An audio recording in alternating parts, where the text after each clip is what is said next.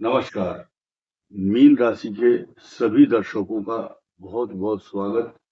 आज विशेष चर्चा इस बात पर होगी कि मीन राशि पर इस समय जो एक तरह से संकट का समय है, शनि और मंगल का 180 अंश पर एक दूसरे को देखना तथा किसी शुभ ग्रह की दृष्टि इनके ऊपर नहीं है, अपितु ये जो ग्रह है द्वादश भाव में, ये राहु भी ऐसे समय पर कष्टकारक बना हुआ है।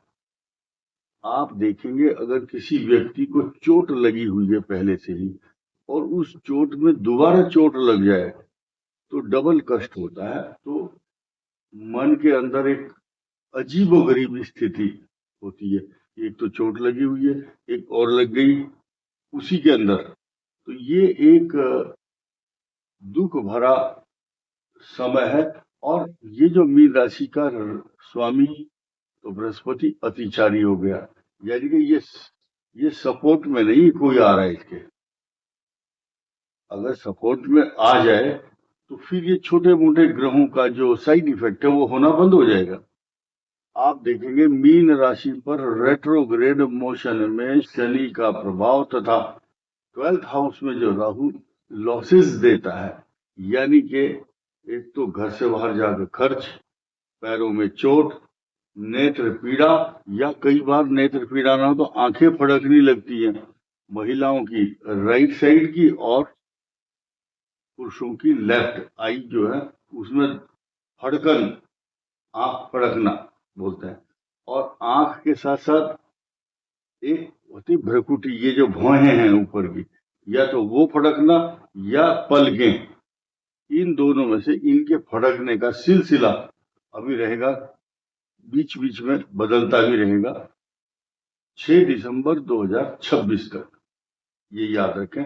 लेकिन स्टॉक मार्केट से लेके शेयर मार्केट तक या रिस्की इन्वेस्टमेंट आप ना करें।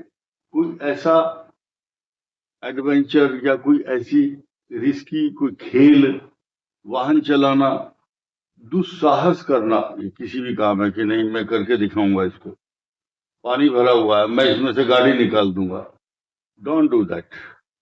आपको ये नहीं करना है, अपितु बहुत सोच समझ करके और संभल कर चलना होगा। ये बड़ी क्लियर और साफ साफ बात है। अब हम चलते हैं, ये जो दोनों मंगल और शनि, शनि यहाँ बहुत घातक और कष्टकारक नहीं है, संकटदायक नहीं है, पीड़ादायक नहीं है, क्योंकि ये इसका जो भाव है, शास्त्रों में लिखा है कि शनि के घर में गुरु और गुरु के घर में शनि, ये नुकसानदायक नहीं होते हैं।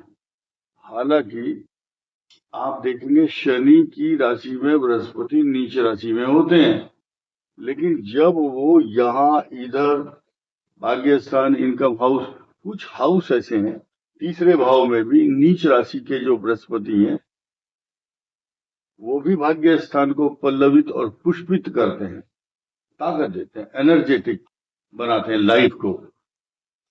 विशेष बात यह है कि ये जो स्थान की जो वृद्धि करते हैं यहाँ पर, अब ये कोई नुकसानदायक समय नहीं है इस दृष्टि से।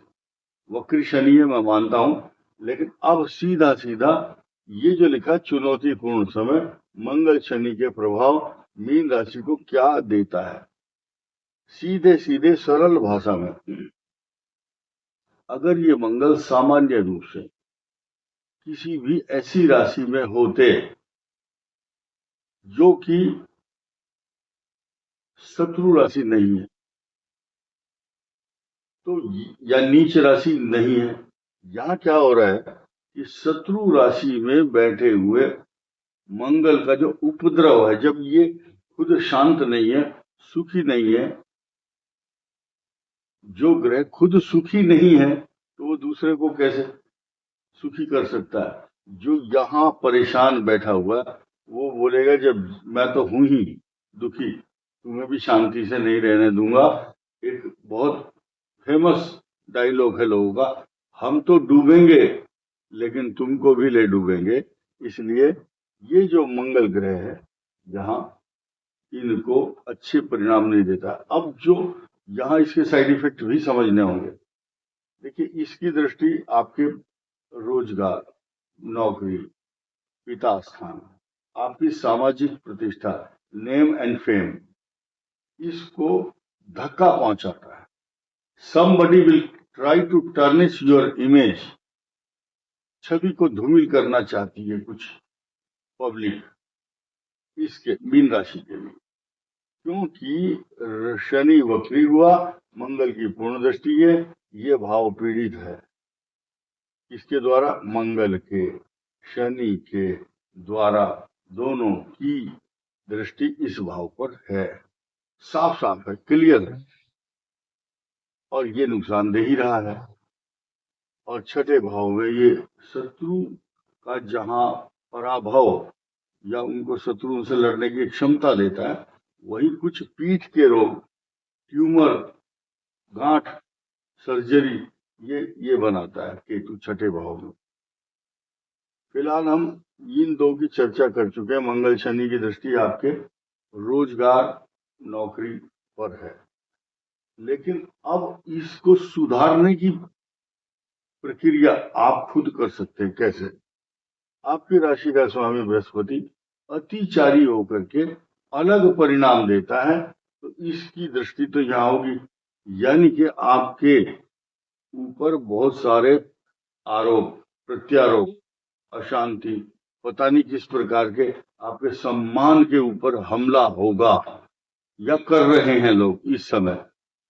तो ऐसी स्थिति में ये जो बृहस्पति है, ये आपके यश को, प्रतिष्ठा को, सम्मान को, रोजगार को धूमिल नहीं होने देगा। आपको सत्ता से अगर हटाया जा रहा है किसी पोस्ट से, तो किसी की हिम्मत नहीं है जो आपको हटाए। आप बिल्कुल निश्चिंत हो जाएं इस बात से।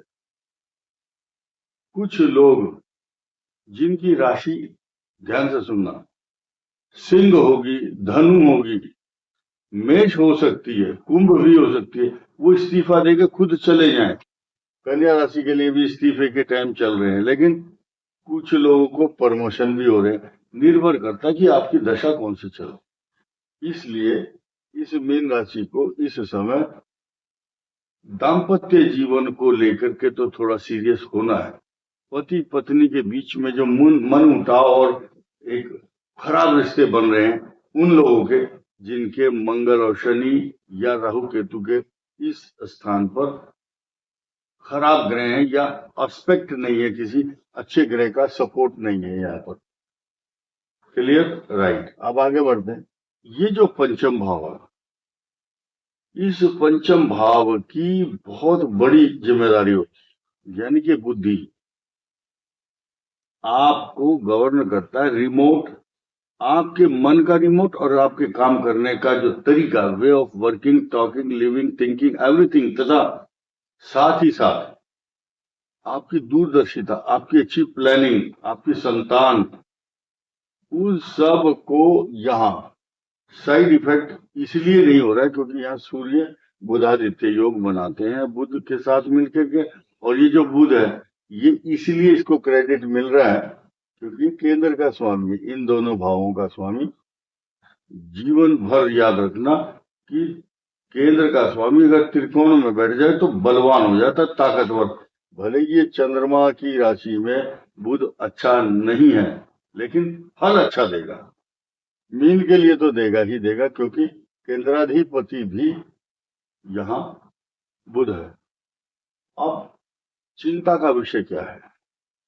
चिंता का विषय यह है कि मंगल और शनि की दृष्टि तो है, इसको अपने मैरिज लाइफ को बहुत अच्छा करना है आप लोगों को, लेकिन साथ ही साथ ये जो सूर्य और मंगल के बीच में केतु बैठा है, ये आपके कंपटीशन को बढ़ा रहा है।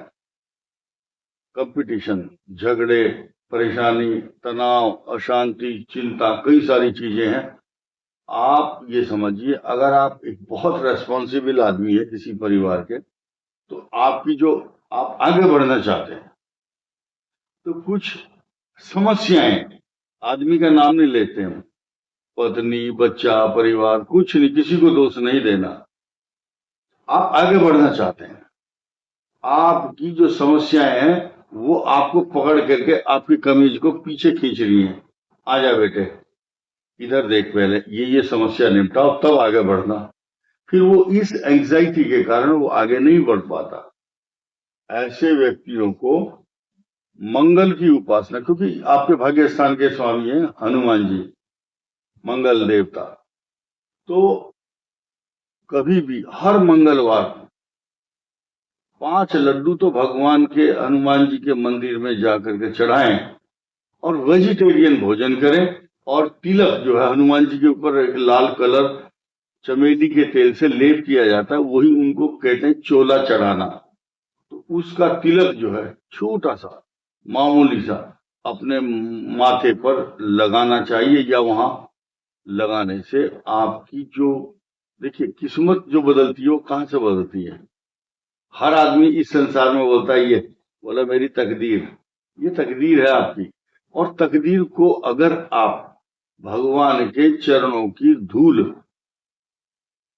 निज मन मुकुर सुधार दर्पण है, श्री गुरु चरण सरोज रज, रज का मतलब है भगवान के चरणों की धूल और तिलक। तो हनुमान जी का जो वो है आशीर्वाद मिलेगा। दुश्मन घर से चला है आपको हानि पहुंचाने के लिए, नुकसान नहीं पहुंचा पाएगा। बजरंग बाण का पाठ पुखराज पहनना चाहिए, तथा मूंगा भी आपके लिए शुभ फलदायक होगा। दिक्कत यह है कि हम उपाय इसलिए नहीं बताते, लोगों की समझ में नहीं आते हैं, और फिर वो बार बार दुखी करते हैं कि बता अब मूंगा कौन सा लेना, तिकोना लेना, लंबा लेना, सिंदूरी कलर, इटालियन लेना, कहां से लेना। तो भाई साधारण बात है, अपने घर के आसपास आप पूछ सकते हैं किसी से, मूंगा और पुखराज धारण करना शुभ है, सलाह दे रहे हैं हम सिर्फ। और एक नई चीज सुनिए, जैसे ही ये मंगल हटेंगे और फिर यहाँ आएंगे, ये भी कष्टकारक ही रहेंगे। चक्कर आना, चोट, बीमारी, झगड़े, कई सारे छोटी मोटी सर्जरी या प्रोस्टेट की प्रॉब्लम, नाभि से नीचे के रोग, तथा जिनको शुगर है उनको ध्यान देना होगा।